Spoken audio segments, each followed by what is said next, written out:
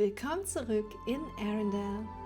Heute machen sich Alva und ihre Tochter Victoria auf zu einem ganz besonderen Ziel, ins Land der Feen. Dort suchen sie nach etwas, das Victorias Leben für immer prägen wird und nehmen euch mit auf eine Reise voller Magie, Natur und einer ganz besonderen Mutter-Tochter-Zeit. Schön, dass ihr wieder dabei seid. Willkommen zur Sims 4 Disney Parent Challenge. Und unsere Geschichte beginnt heute tatsächlich gar nicht in Arendelle, sondern in Innisgreen. Alva und Victoria kommen hier schon angelaufen. Die Pferde haben sie auch mitgebracht. Sie haben ein bisschen den Ort erkundet. Und Alva hat vorhin schon diesen besonderen Sim hier kennengelernt. Eine Fee. Und ich dachte, wir sprechen jetzt hier einfach mal ein bisschen, nachdem wir uns hinten um Christoph gekümmert haben. Und alle, die sich über dieses Kopftuch hier von Victoria wundern, ich glaube, die Menschen hier würden sich ziemlich wundern, wenn die Prinzessin von Arendelle, die es irgendwann mal gab und die dann aus der Öffentlichkeit verschwunden ist, hier auf einmal in Innisgreen auftauchen würde. Deswegen hat sie sich so ein bisschen versteckt und gerade auch ihr auffälliges, sehr helles Haar verdeckt, das ja so gar nicht wirklich zu ihren Eltern passt, weil sie eben schon was Besonderes hat. Und Alva spricht jetzt hier mit, ich habe schon wieder vergessen, wie sie heißt, Saleh, darüber, oh, ich möchte mich mit einem bestimmten Kind anfreunden, aber es scheint nicht mein Freund sein zu wollen. Was kann ich tun, damit es mein Freund wird?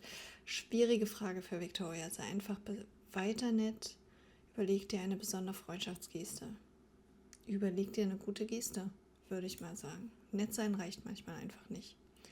Emotionale Kontrolle steigt. Und Alva scheint auf Toilette zu müssen. Gibt es hier eine Toilette? Hochgeschätzte Toilette im Feenzentrum von Mossvale benutzt. Oh, spannend hier, spannend. So, und Victoria unterhält sich jetzt mit Saleh darüber, was sie tun kann, um eine Fee zu werden. Hat sie ihr das jetzt verraten? Ja. Auch für jene, die nicht als Fee geboren werden, gibt es verschiedene Wege, Teil der Fee zu werden. Selbiges gilt auch für Feen, die zu normalen Sims werden wollen. Wer ein solches neues Leben führen möchte, braucht zunächst einen Feensetzling. Dieses mystische Objekt ist alles andere als ein gewöhnlicher Samen, denn wenn man ihn einpflanzt, kann man Mutter Natur höchst selbst beschwören. Sims können sich ihren Zauber verleihen lassen und dann in die Mondtauquelle eintauchen, um ihre Flügel zu erhalten. Okay. Na, und die Mama ist wieder da und passt jetzt natürlich auf. Denn, ja, wir reden ein bisschen über das Fliegen mal. Denn man lässt auch seine minderjährige Tochter, auch wenn sie schon ein Teenager ist, natürlich nicht einfach so hier mit Fremden reden. Schon gar nicht nachts 1:45. Es überrascht mich, wie schnell wir jetzt tatsächlich eine Fee gefunden haben. Auch wenn sie nicht besonders begeistert ist von unserem Vorhaben. Aber ich muss das einfach für Victoria machen. Ich bin auch vollkommen überwältigt davon, wie schnell sie hier aufgetaut ist. Ewig lang ist sie jetzt schon eingesperrt und hat keinen anderen Sim mehr außer uns gesehen. Ich glaube, es war richtig, hierher zu gehen. Aber egal, mit wie vielen Feen wir sprechen, keine kann uns einen Setzling geben. Alle scheinen total verwirrt zu sein, wenn Victoria danach fragt. Ich bin aber trotzdem froh, dass sie den Mut zusammennimmt und das selbst macht. Und dann treffen wir tatsächlich noch die eine Fee, die Victorias großen Traum erfüllen kann. Ob sich ihr Leben jetzt für immer verändern wird? Ich hoffe für sie einfach auch so sehr, dass sie auf diese Art und Weise irgendwie ihren Frieden finden kann. Wir sind zurück in Arendelle und Alva zeigt Victoria jetzt ihren persönlichen Lieblingsort.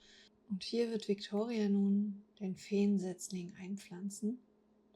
Und ich bin gespannt, was passiert. Ich habe das wirklich noch nie gemacht und werde das jetzt mit ihr zum ersten Mal hier erleben.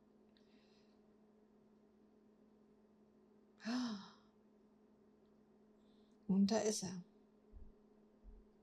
Wow, wer ist das? Wer ist das? Verzaubere mich.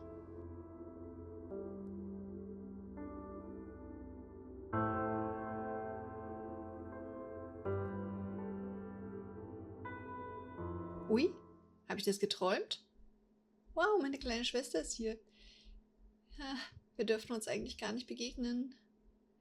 Hey, was machst du denn hier? Das ist irgendwie ein super verrückter Traum gerade.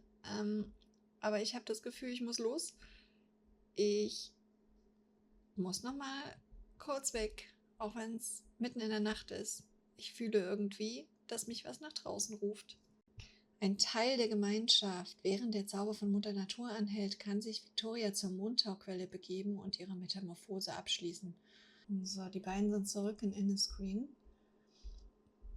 Und Victoria fühlt natürlich einfach, was sie zu tun hat. Sie muss die Mondtauquelle suchen und dort baden gehen. Wow, sieht sie nicht schön aus, die Mondtauquelle? Ich frage mich, ob die gerade nur für Victoria so aussieht. Nein, die sieht immer so schön aus. Und Victoria wird von einer Fee beeinflusst. Das schauen wir uns jetzt aber mal noch an. Du hast Angst, du hast Angst vor Magie, nachdem Magie auf üble Art gegen sie verwendet wurde, hat Victoria nun Angst vor ihr. Das ist auch ein Schlüsselmoment, der irgendwie hier schön zu unserer Feenwerdung passt. Victoria, du gehst jetzt hier trotzdem schwimmen, auch wenn du Angst hast. Es sieht einfach nur wunderschön aus. Eine Fee werden. Und Mama ist natürlich live dabei. Da sind wir. Das ist die Mondtauquelle. Und Victoria kann sich gar nicht mehr halten und läuft einfach darauf los. Wow, ich bin einfach nur glücklich, dass wir diesen Moment zusammen erleben konnten. Und sie scheint tatsächlich irgendwie glücklicher zu sein. Ausgeglichener und voller Tatendrang. So habe ich sie seit Jahren nicht gesehen. Victoria ist nun also zur Fee geworden und hat damit zwar eine besondere Bestimmung, aber auch neue Probleme bekommen. Oder eigentlich hat sich ja ihr Problem der Isolation nur noch weiter zugespitzt, weil sie von Emotionen anderer lebt. Trotzdem sehe ich diese magische Gabe als Geschenk ihrer Mutter.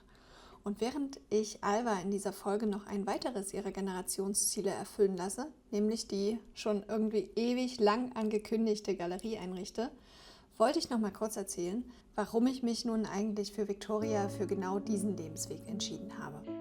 Zum einen haben wir das Ziel, dass unsere Tochter magische Kräfte bekommen soll, und das ist ja jetzt zum Glück Auslegungssache, welche Art von magischen Kräften. Ich habe mich für das Leben als Fee entschieden, weil für die Feen die Emotionen, besonders die eigenen und die der anderen Sims, nach allem, was ich gehört habe, ja doch eine sehr wichtige Rolle spielen, was auch auf Elsa zutrifft.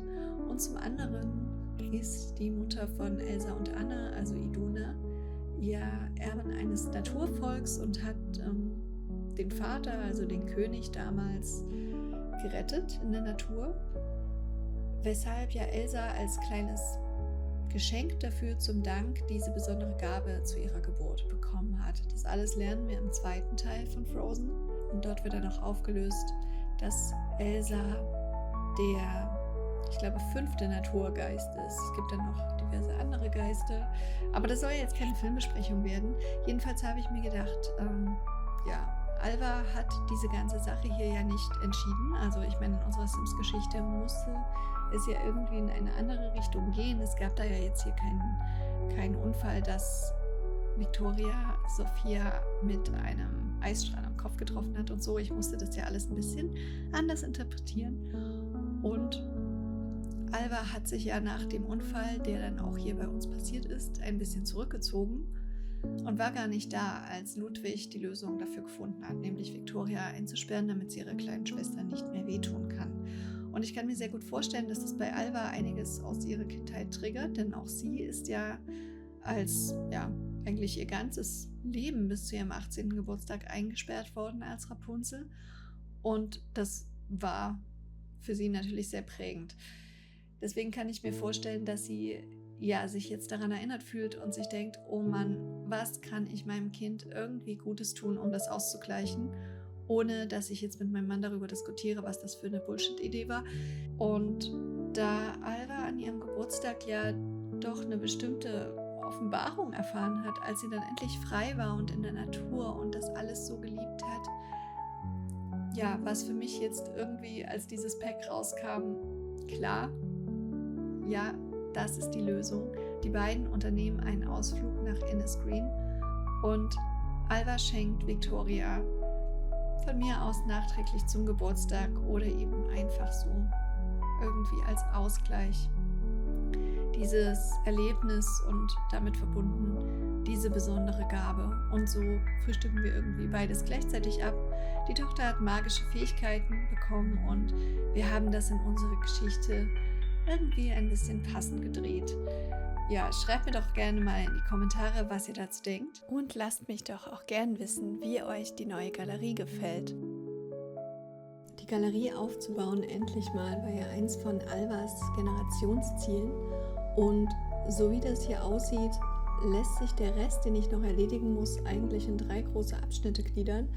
Und zwar dieses ganze Gesammle, also wir brauchen noch auf jeden Fall mehr Fossilien, mehr Wildpflanzen und mehr Freunde, die der Rest der Familie nicht kennt. Ach ja, und die Fähigkeit Blumenbinden müssen wir auch noch perfektionieren. Der zweite Abschnitt bezieht sich auf die Beziehung von Alva zu ihren Töchtern. Wir könnten uns nochmal gemeinsam die Familiendynamiken und die Merkmale anschauen, die die beiden Kinder bei Eintreten ins Erwachsenenalter haben sollten. Auch das wird, glaube ich, nochmal ein ganz schöner Brocken Arbeit. Und dazu gehört natürlich auch, dass wir mit Victoria noch diese ganzen Schulprojekte bauen müssen. Und der dritte Abschnitt wäre ja für mich dann dieser Storytelling-Abschnitt. Was passiert, wenn Victoria fast erwachsen ist und wir uns von Alva und ihrem Mann für immer verabschieden müssen? Vielleicht auch nicht für immer, mal schauen. Ob es da noch eine Möglichkeit gibt, wie wir Alva vielleicht später in der Challenge nochmal wieder treffen können. Auf jeden Fall bringt mich das noch zu einer anderen Sache, denn während ich die Galerie gebaut habe, habe ich hier im Inventar so eine Kiste entdeckt, die ich irgendwann mal, als ich gerade nicht mitgefilmt habe, geschenkt bekommen habe. Alva ist ja vom Tod verfolgt. Ich weiß nicht, was passiert, wenn ich das Ding aufmache. Ich habe ein bisschen Angst, muss ich ehrlich gestehen. Hatte von euch jemand sowas schon mal? Wie geht man damit um? Kann man das einfach aufmachen?